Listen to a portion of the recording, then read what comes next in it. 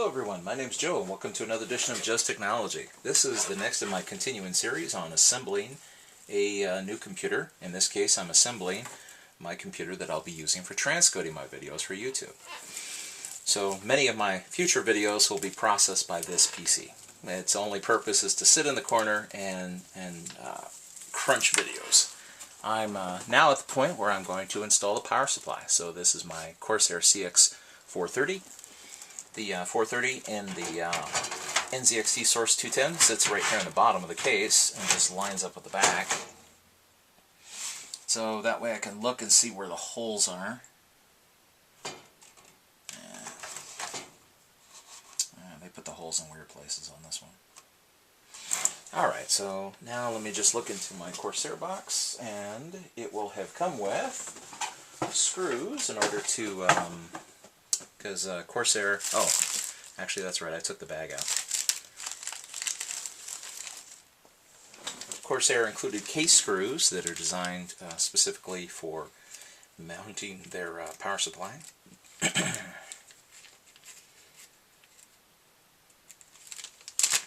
And they also helpfully included zip ties for cable management so that you can tie the cables up that you're not using when you're done with them. or the ones that you've routed already. And there are many tie points on the these little things here. You see these are tie downs for this particular case as well. To be honest, this is not a flashy case. It's not going to have a lot of airflow issues other than, you know, the G3258 Pentium in here. There's not much else. It's got comes with one case fan, and that's it. And NZXT didn't exactly break the bank when they put this thing together, which is kind of a shame because when I saw it in the catalog online, they showed two case fans in the picture, but it only comes with one. That's kind of bad manners. But I don't know if that's NZXT's fault or the company that was selling it to me. So who knows? So let's see. I have to make sure the holes line up. Now, the thing is that these holes are dark, so it's kind of hard to see them. Again, you just kind of get them started in order to hold them into place. Avoid tightening these things down until you're sure that you have them where they need to go. Now, Corsair only included 4 screws, so there are no extras. Don't lose them. You'll need all of them in order to properly mount to the back of your case here. In fact, here, let me see. Is that in the view? Yeah, I guess it is. That's the best I can do, sorry. Oh, whoops, the hole's there. It's kind of hard to see these. You know, it's a black case, black screws.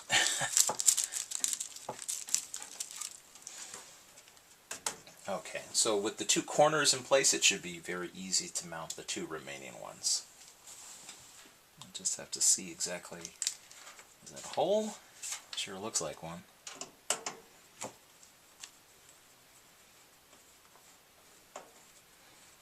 When you build your case, it's probably not a bad idea to have a flashlight handy.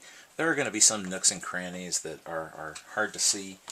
I happen to have misplaced mine, so that's why I'm sitting here squinting at this thing, trying to figure out where these things go. Okay, is there a hole there? There's a hole there. Okay, so now that I've got all 4, make sure that it's seated the way I need it to. It's not going anywhere, and now it's time to tighten it down.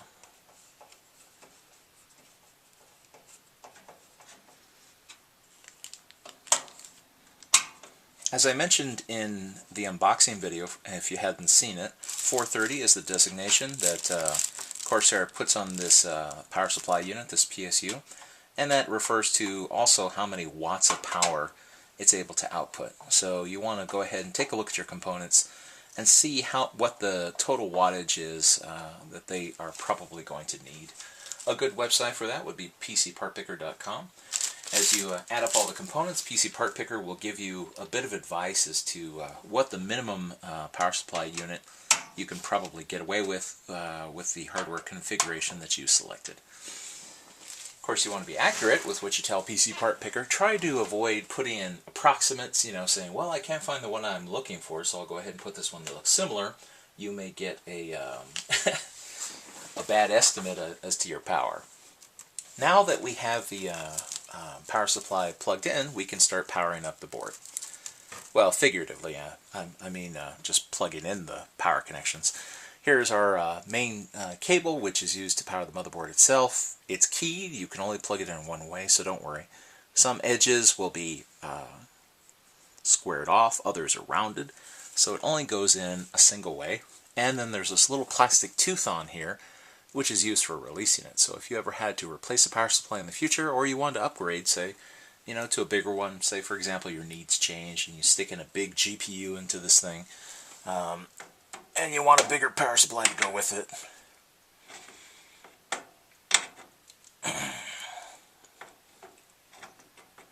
You just got to line all the little things up, and as I mentioned, they're keyed.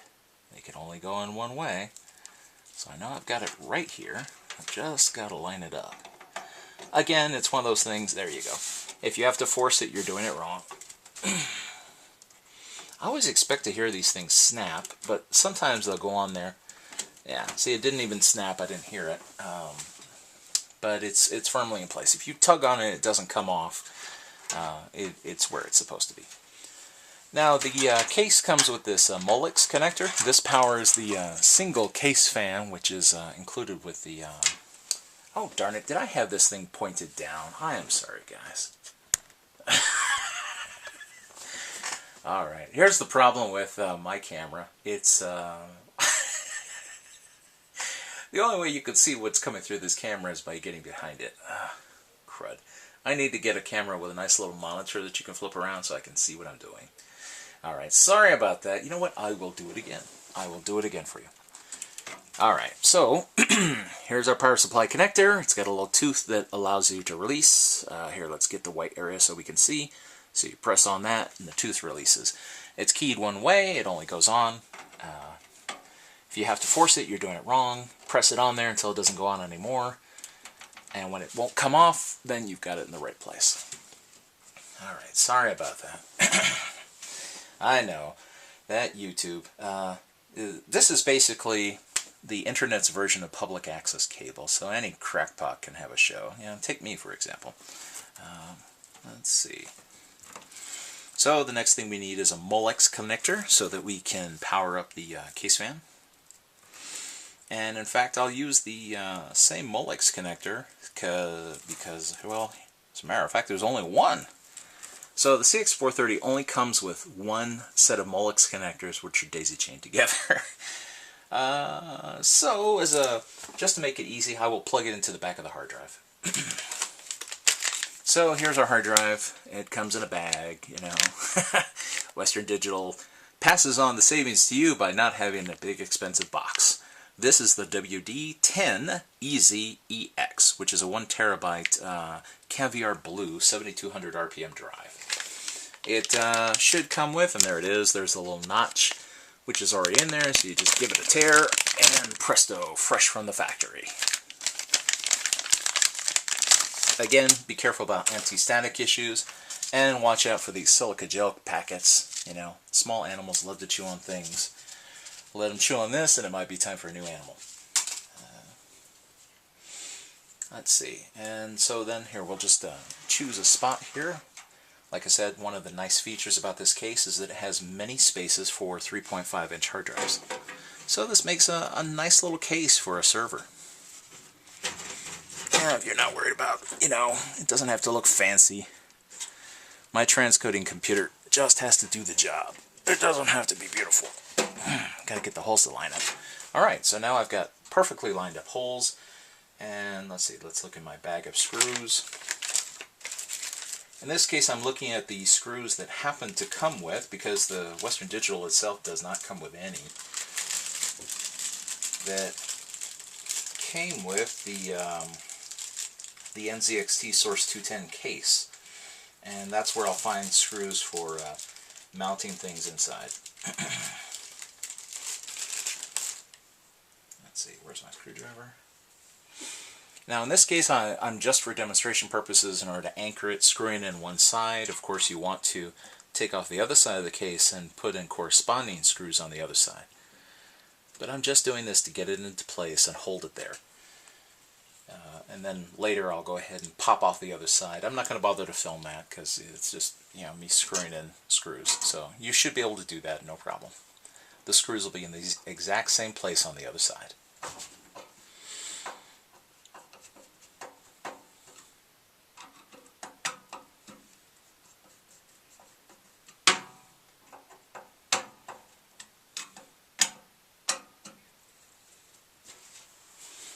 Okay, there we go. So now I can just take my, oh, what am I thinking? I was thinking I was going to plug in, okay, this is me being old, and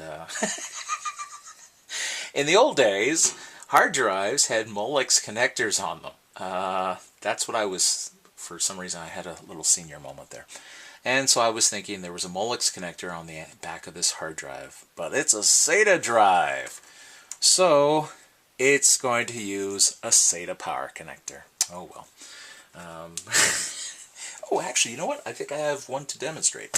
Here, let's take a look. Whoops, I'm hitting the camera. Alright, so that you guys don't think that I'm too silly, let's see whether or not this one has one. Oh, you know, maybe it doesn't. I found this in a closet. It's a Western Digital green drive. You probably don't see these very often. They're designed to, and it's also a 1 terabyte. This is an old drive that got forgotten about. I bought it and then I never used it. Notice it just says SATA. Uh-oh. That means this is a very slow drive.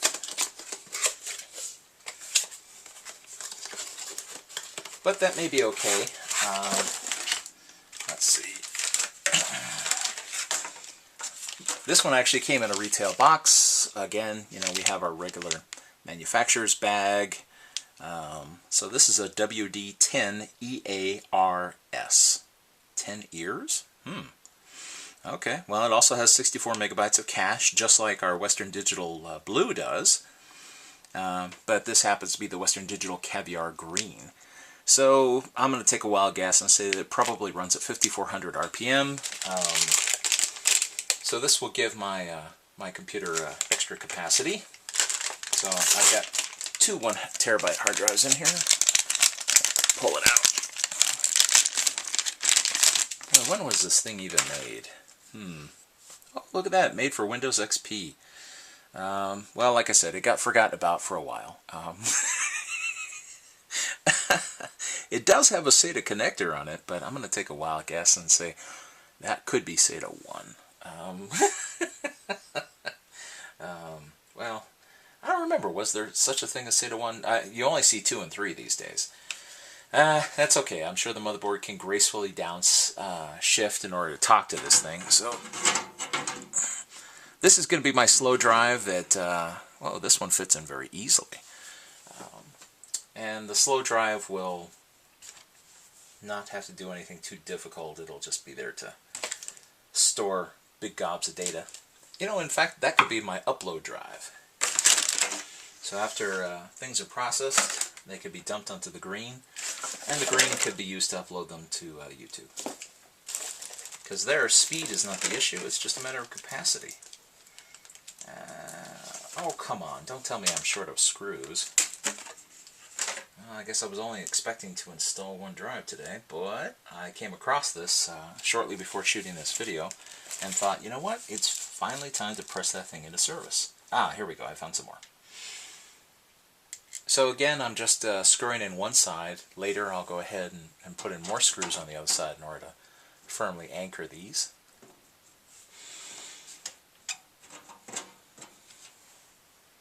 I just put it in a little bit in order to get it to stay into place. It's not screwed in really firmly because the holes can move around a little bit.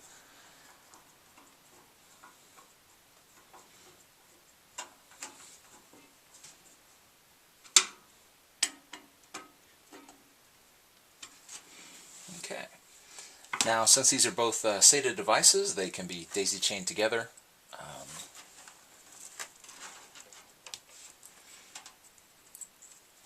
Now, because they're close to one another, here's where it gets a little challenging. These, I don't know, maybe I should put them apart. It's going to put a whole lot of torque on this cable to have them so close together. No, I think I can do it. What's the point of having a case if you can't utilize all the space, huh? Alright, so we've got one. By the way, SATA power connectors, just like SATA data connectors, have an L shape to them, so you can't plug them in wrong. They only go one way.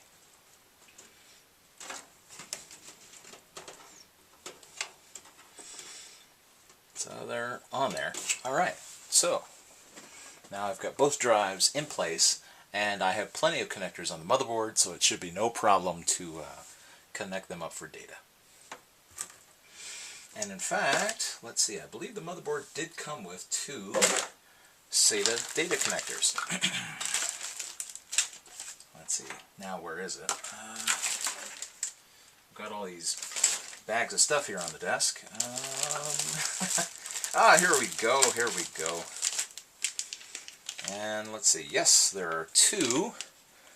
A gigabyte was good enough to include 2 of them. So,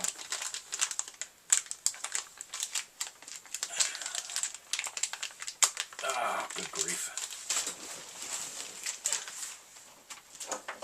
This fiendish plastic. It's always a hassle to get through this stuff, so keep a pocket knife handy.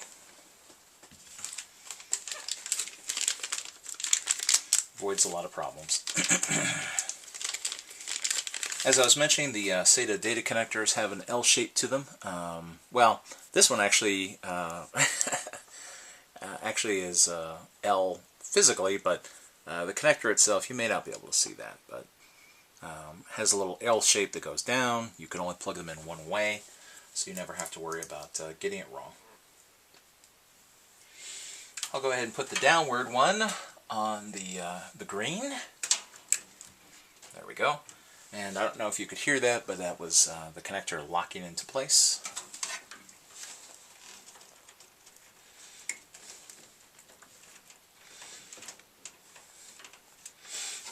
Generally the little metal tab will normally go on the top. I haven't seen a connector that doesn't, so that's why you see me just plug it in and I don't actually have to look to see where it goes, because the tab's usually on the top there for release. And you'll hear it as it clicks into place. Now we just pick the appropriate connectors on the motherboard itself. Now the board itself is marked, so it should indicate which connectors are which. We want to plug the Caviar Blue into the SATA 3, and like I said, I'm going to take a wild guess, and I'm going to assume that my good buddy there, the green, is probably slow as all get out. So I'll just put that into a SATA 2 connector and hope for the best. As a matter of fact, okay, this is where not having a flashlight handy is an annoyance. Where is that manual? Well, it's silk screened on there. I just hate getting my head in the shot. Oh, okay, there we go. SATA 0 and 1, and SATA 4 and 5. So, SATA 0 is where we want to plug in the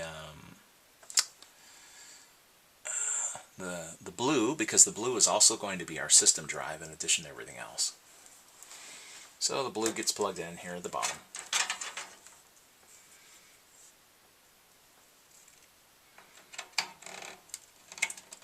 So when the computer starts up, it'll go to drive 0 first, and that's where we'll install our operating system. And then meanwhile, here our green drive will plug into connector number 4. So that's the first of the SATA 2 connectors, which are secondary on the list. That will not be our system drive.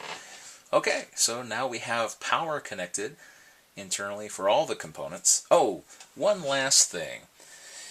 Let's see if I can do it better this time. These are the onboard, these are to the case itself, various different connectors, and the last time I shot this, I kind of dropped the camera. So let's see if we can try it again and do a better job. There's a couple different things here right off the bat that we can get right now. One is the HD audio, and it's marked. The other, and it should be marked also, is the front USB. Now, there will be USB connectors that are on the motherboard, and they will be marked. So we just go ahead and put those on there. You know what? Yeah, I'll get the other camera in order to show this. The bad thing is I still don't have a tripod for that other camera, so it's going to be a bit of shaky cam, but it has the ability to zoom in on smaller objects. So we'll go ahead and end it here and see about plugging in all the good stuff to the motherboard. See you next time.